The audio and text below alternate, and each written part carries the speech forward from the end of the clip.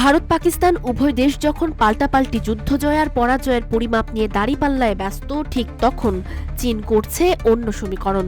যে সমীকরণ রীতিমতো বদলে দিচ্ছে সকল হিসাব নিকাশ। এমনকি প্রতিরক্ষা বিশেষজ্ঞদের বিশ্লেষণেও বেরিয়ে আসছে ভারত পাকিস্তান সংঘর্ষে অপ্রত্যাশিতভাবে লাভবানের তালিকা। উভয় দেশের অভিযানে ব্যবহৃত হওয়া ড্রোন, ক্ষেপণাস্ত্র এবং যুদ্ধ বিমানের মধ্যে ভারত রাফাল ও রুশ মিগ-29 ব্যবহার করে, আর পাকিস্তান ব্যবহার করে চীনের সঙ্গে যৌথভাবে তৈরি J-10 ও JF-17 যুদ্ধ বিমান। ইসলামাবাদ দাবি করে তাদের আকাশ প্রতিরক্ষা বাহিনী 6টি ভারতীয় যুদ্ধ বিমান গুলি করে ভূপাতিত করেছে। এর মধ্যে নতুন কেনা ফরাসি রাফালও রয়েছে বলে দাবি করা হয়। RICL TMX, যুগের পর যুগ স্থাপনা থাকে মজবুত। দিল্লি এ নিয়ে আনুষ্ঠানিক প্রতিক্রিয়া না জানালেও ভারতীয় বিমান বাহিনীর এয়ার মার্শাল বলেন, ক্ষতি যুদ্ধেরই অংশ। বিশেষজ্ঞদের মতে পাকিস্তানের সাফল্যে চীনা প্রযুক্তির ভূমিকা স্পষ্ট। বিশেষ করে J-10 যুদ্ধ বিমানের পারফরম্যান্স ও সংঘর্ষ নজর কেড়েছে। রয়টার্সের এক প্রতিবেদনে বলা হয়, চীনা বিমান থেকে ছোড়া আকাশ থেকে আকাশ ক্ষেপণাস্ত্রই ভারতীয় বিমান বাহিনীর জন্য হুমকি হয়ে দাঁড়িয়েছিল।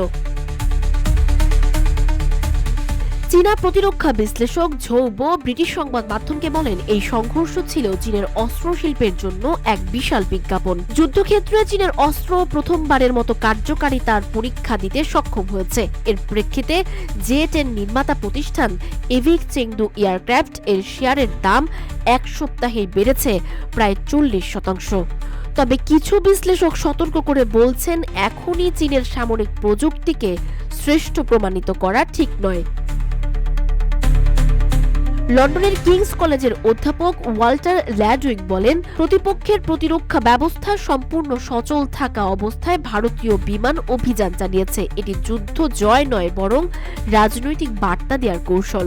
তবে আন্তর্জাতিক নিরাপত্তা গবেষণা দল স্টাডি অফ সিকিউরিটির গবেষক কার্লোত্তা রিনাউডো বলছেন, এই মুহূর্তে বাস্তবতার চেয়ে ধারণাই বেশি প্রভাব বিস্তার করছে।